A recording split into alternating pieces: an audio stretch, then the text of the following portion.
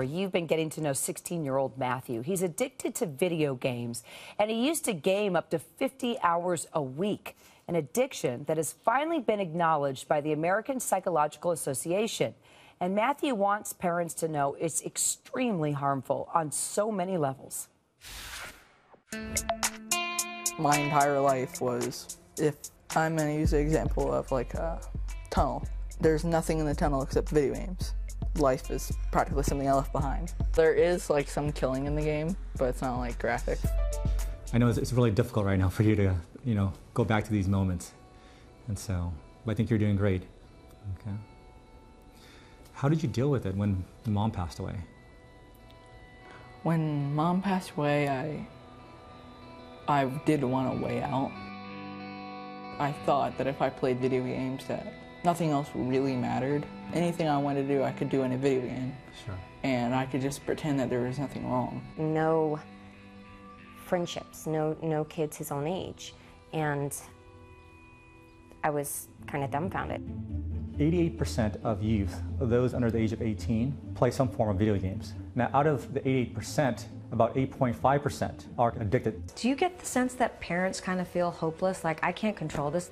A lot of parents kind of fear video games. They fear electronics because they don't understand what the kids are actually exposed to.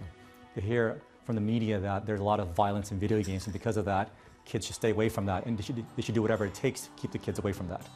And so part of it, I think there's a misconception. It helps with visual spatial skills and hand-eye coordination. I know a lot of parents don't want to hear that, but that's one of the effects. And so it comes in really handy when it's time to dissect that frog in biology class, or when it's time to perform surgical procedures in the future. A lot of surgeons who play video games are actually more precise than non-gamers. With Matthew, I never really asked him to stop playing video games. Instead, I tried to figure out what were the underlying issues responsible for the video games. And I saw that to be more important, at the same time more effective to treat. Recently, I would say it's almost like a completely different kid, because he actually does now understand that he has a problem. I'll tell you what, Matthew, you were brave to talk about it as well. Donna Tatro worked on this story. She joins us now from Los Angeles. So, Donna, anything surprise you?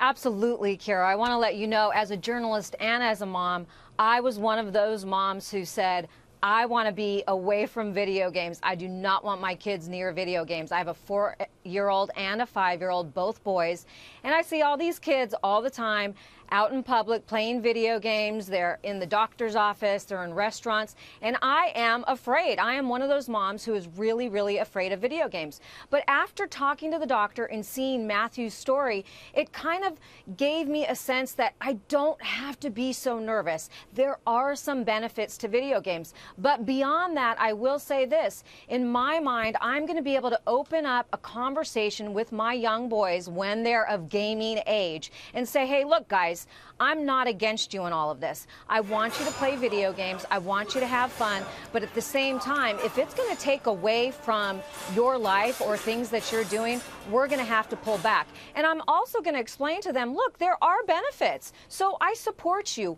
We're here. I want to have this conversation with you. But I think it's going to change the way I parent my kids through this video game phase. And you two parent differently because of this. Ryan, you were a gamer, right? Well, I think that parents, we kind of get away from the fact that we grew up with arcades, we grew up with pinball machines, and we had Donkey Kong and Pong and Atari and all those things. That's different from these violent combat, kill 'em, no, shoot I 'em up. had Mike Tyson Punch Out, I had boxing games, I had all those things that were violent now. And even the parents today, they're gamers and they're addicted to it because it's 3D. I mean, it is 4D, and I think I even had the experience myself. I was playing, Army games. I was playing some driving games. I started running people on the sidewalk. Next thing you know, I'm thinking about it in real life. I mean, it's so graphic. I understand that point, but I think that at a certain time you got to say, okay, turn these games off because the kids are getting a headache because they play them so long.